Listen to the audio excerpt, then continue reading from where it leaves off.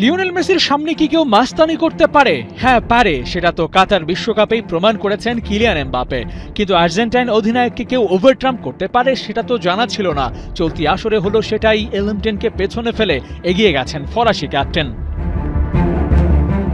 Morocco ম্যাচের আগে ৮ গোল নিয়ে সবার শীর্ষে ছিলেন এলএমটেন, কিন্তু সেটা এমবাপে মাঠে নামার আগ পর্যন্তই। এরপর যা হলো, ১ গোল করে এমবাপেই দখল করে নিয়েছেন শীর্ষস্থান। দুজনের গোলই ৮টি, কিন্তু অ্যাসিস্ট বেশি হওয়ায় এ যাত্রায় গোল্ডেন বুটের রেসে এমবাপেই টপে।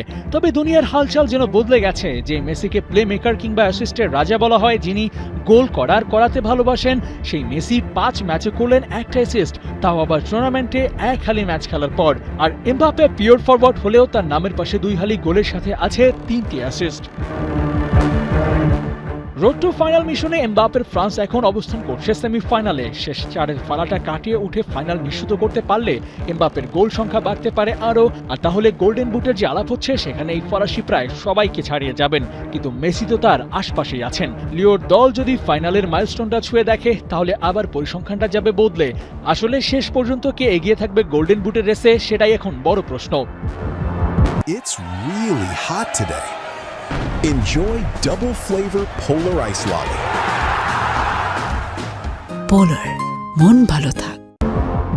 উত্তরটা মিলবে হয় এই দুই দলের মধ্যে এক দল বাদ পড়লে, নয়তো ফাইনাল ম্যাচ শেষে। কারণ মেসির সাথে যে ব্যবধানটা ছিল, সেটা এমবাপে মিটিয়ে ফেলেছেন কোয়ার্টার ফাইনাল ম্যাচে। মেসি ১ ম্যাচ কম খেলেও সমান গোল করেছেন। তাই সুইজারল্যান্ড ম্যাচটা হবে সমান ম্যাচ খেলে গোলে এগিয়ে যাওয়ার বড় সুযোগ।